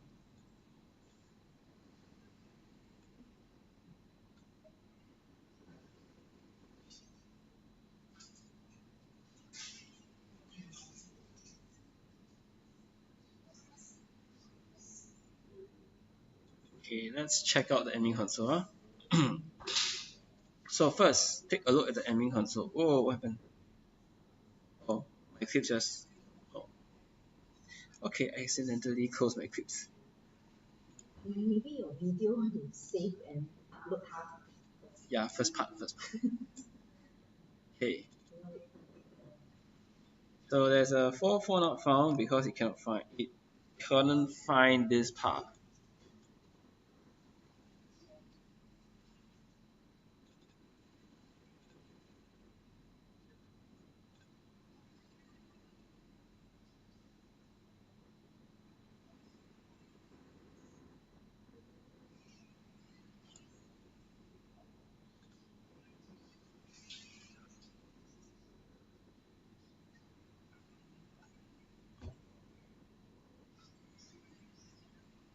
Okay, Glassfish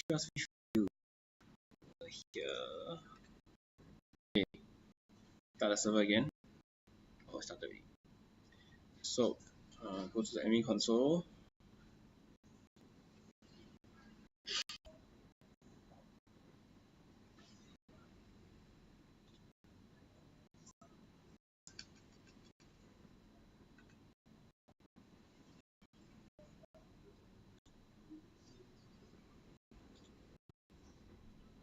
So now go to list deployed applications. Let's see, have it been deployed? Yes, yes, yes, yes. Okay. Taxi app launch. Okay, so there is taxi app. For sure it's there.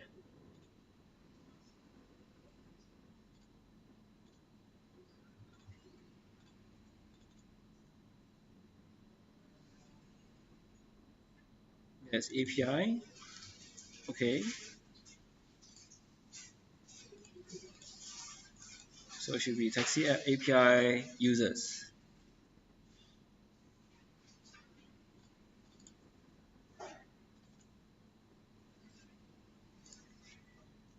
Maybe what happened is that this one wasn't informed.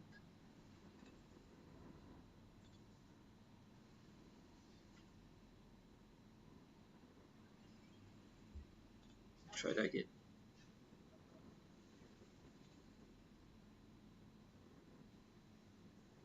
Still not found.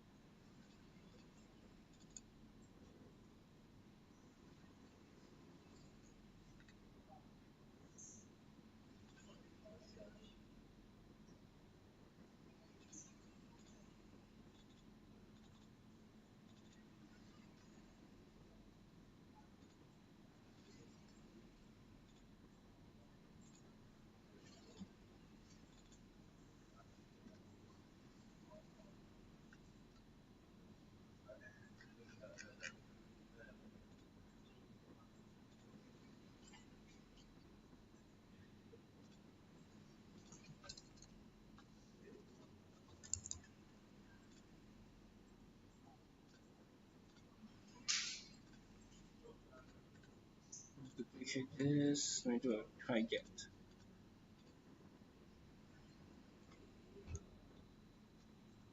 Mhm.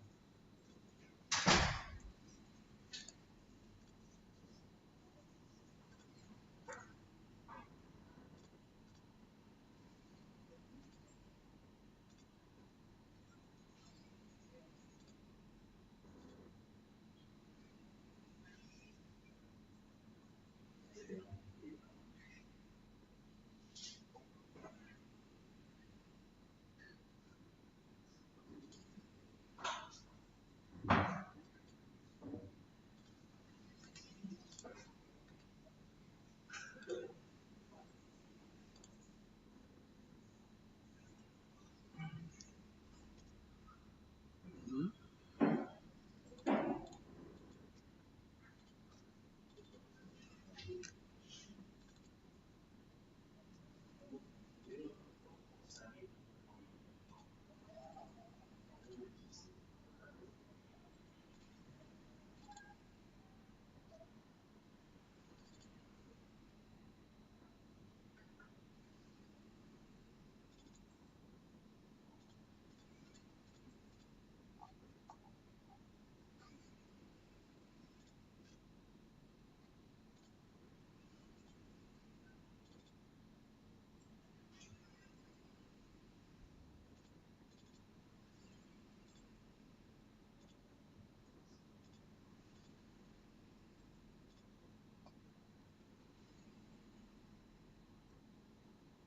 Oh, okay.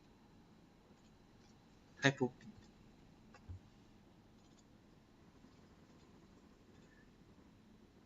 Just like here is taxi here. So I cannot find. So you create one of the app, right? Mm. Com taxi app resort. Mm. Com, why there's a com? I don't know, later I ask one job.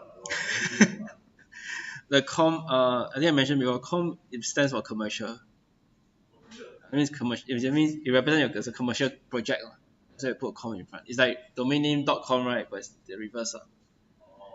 So actually the naming here, you don't need to start with com. It can be mostly anything you like. Like some company would start their company name first, and dot project name, dot something like that.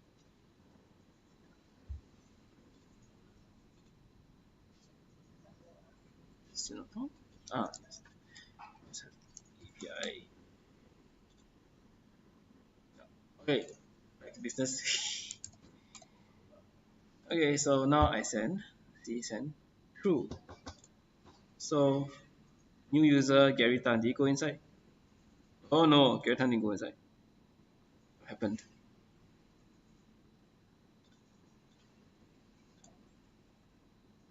Users also return as false, empty.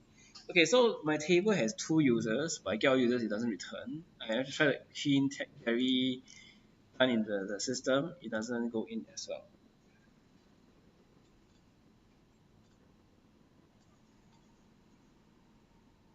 So what is happening? Most of the database related error mistake here.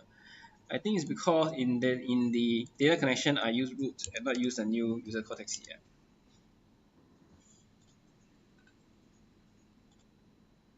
Okay, update that too. So see these 2 users. Still no. Okay. And no error messages.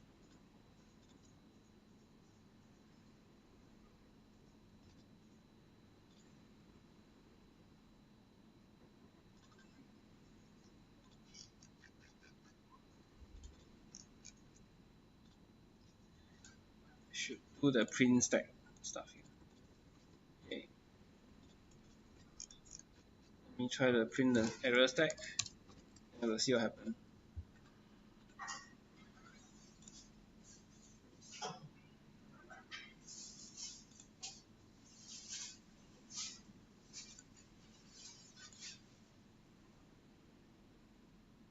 Nothing displayed.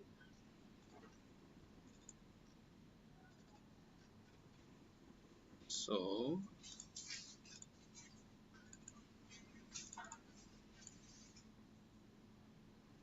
okay. Now I'll go to debug mode. And see what happens when I get connection.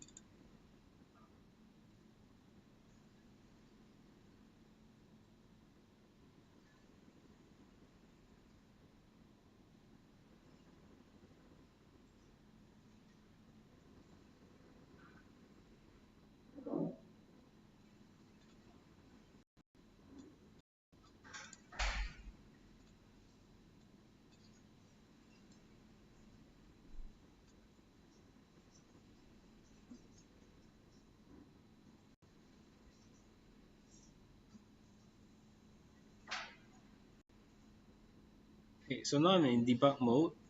I'm gonna trace the errors to see if there are any errors that came out when I try to do a get all taxis.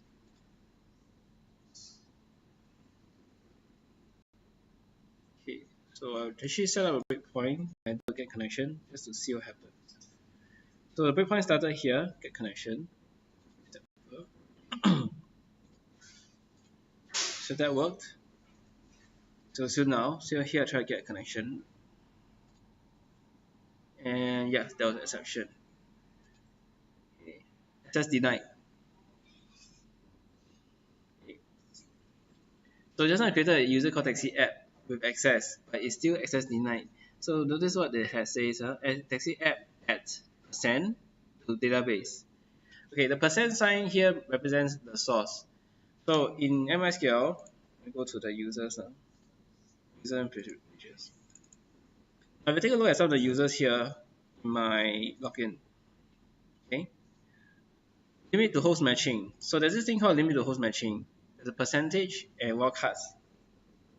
So what it means, it says that you can control where your user needs to be logged in from. So if I say localhost, that means the user must log in from the local machine. Okay. But if I change this wildcard, it means the limit matching to a percent, that means the user can connect from anywhere. So I'm going to update. Okay. Refresh. And then so I finish executing this one. Let me call again. Okay, so I'm going to step over to the part where it's going to get a connection. Okay. So it's still got access denied to the database taxi app. Take a look.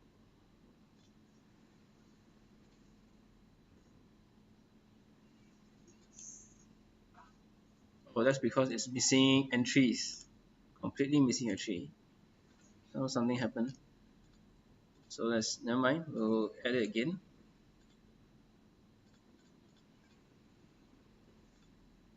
Okay. I'll refresh. Now I continue execution. One more time. Step over, step over, step over, step over. Okay, so now you notice that the connection has changed. There is a JDBC4 connection, no exception messages, so it technically should work. Yep, and I should see the existing 2 users in the database. I'm going to try to add Gary in. Let's see what happens without user ID. Run through this one. Okay.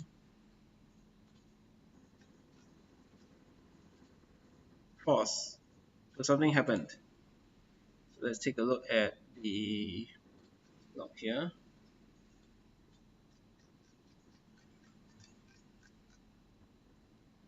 Okay. Probably nothing to do with this bunch. Let's try again at Gary. No errors. So how do I figure out what is wrong with adding Gary inside? Could it be a database error in here? So let's do a add user. So I set a breakpoint in the add user. See what happens here. Okay, connection no problem. Yes. Okay. Now a prepare statement. Set the values. Execute. And then returns false. So something happened with this. Something happened with inserting here. So it's returned a false. Okay, so let's see, returns a boolean indicate the form of the first result. Okay, returns true the first result is a result set, false is the first result is an update count, or there is no result. Wait, so it's returning true and false based on different meaning here. So true if the first result is a result set, that means you return data. False if the result set is an update count or there is no result. So update count or no result means how many rows they affect the database. So maybe we misunderstood the result returned from the create from the prepared statement. If we do a search, 3 Gary Tan got inserted in. Okay, so it tells me that I shouldn't use the result of execute as a way to tell me it's successful or not. Because when he's a false, successfully added. So either true or false is a successful operation. The only time it's not successful if there is a exception that happened. It's just that true if you return a table, like result set, false if it's just a number. Yep. Okay, so time to modify the code. Return back to here.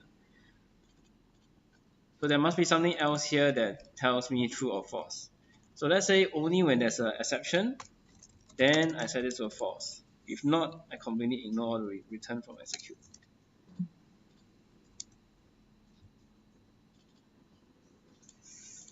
So this will be how I modify the code. Let's publish.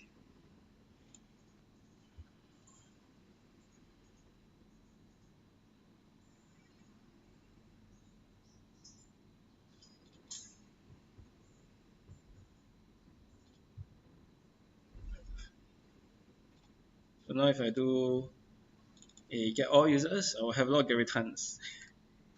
Yeah, but different IDs. Okay, so now I've not done any checking like, oh, username shouldn't be the same, because it's supposed to be unique, right? Okay. So in order to check username, where will the best location will be put it under services. So before adding in, before calling this add, because you will add, you will definitely for sure add it. You need to have a way to find a username that exists and then compare. So if it's not the same, then you can do add. If it's the same, then you need to return a false at this point here. So that's the logic change in here. Okay. So there's one more database method, which is to retrieve by username.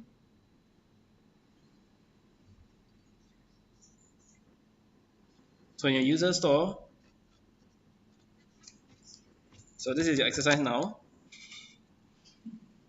Okay, exercise now is basically you need to write a method in the user store database that will check if a username exists. So I'm going to call the method is username exists. You will pass in one parameter, which is a username.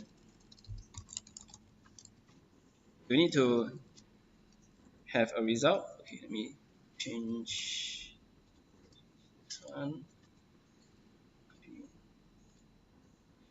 So let me connect first. The method in here will be called is username exists. Boolean result. You return a result. True if the username exists. False if the username does not exist. You need to, like the previous one, get a connection, create a prepared statement, execute it. Okay, execute the statement. Then from there, extract results. Either prepared statement or a statement. Okay, bear in mind that this time you have a parameter. So you cannot just use a regular statement like this by merging the name inside. Okay, but you are not doing an execute, you will likely do an execute query. Okay.